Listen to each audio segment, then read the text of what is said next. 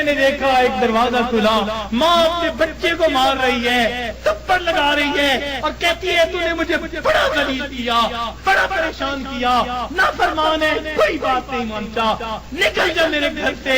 وہ بچہ رو رہا تھا، دھکے کھا رہا تھا، جب گھر سے باہر نکلا ماں نے کنڈی لگا دی۔ فرماتے ہیں میں کھڑا ہو گیا، ذرا منظر تو دیکھوں، بچہ روتے روتے ایک طرف کو چل پڑا، ذرا آگے گیا، نکر سے پہلے واپس آ گیا، پھر دروازے پہ کھڑا۔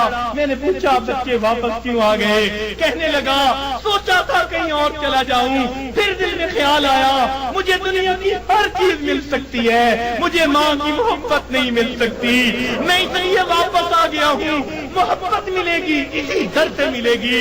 کہتے ہیں بچہ بھاگ کر کے وہیں بیٹھ گیا، میں بھی وہیں بیٹھا، بچے کو نیند آئی، اس نے دہلیز میں سر رکھا سو گیا۔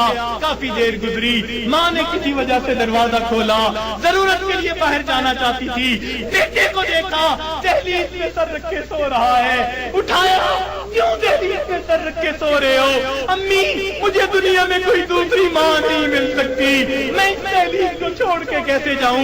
فرمایا بچے کے الفاظ سے ماں کی آنکھوں سے آنسو آ گئے، بچے کو سینے سے لگا لیا، میرے بیٹے جب تیرا یقین ہے اس گھر کے سوا تیرا گھر کوئی نہیں، میرے در کھلے ہیں، آجا میں نے تیری غلطیوں کو معاف کر دیا۔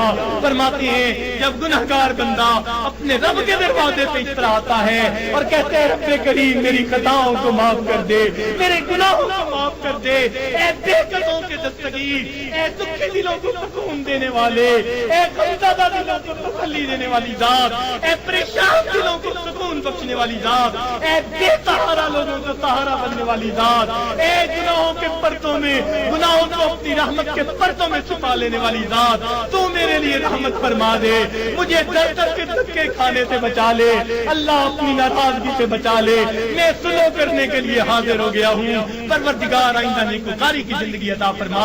تو جب بندہ اس طرح پیش کر دیتا ہے اللہ رب العزت اس بندے کی توبہ کو قبول کر لیتے ہیں۔ اللہ تعالی ہمیں سچی توبہ کرنے کی اور توبہ کر کے یہاں سے اٹھنے کی توفیق عطا فرما دے۔ وآخر دعوانا ان الحمد للہ رب العالمین۔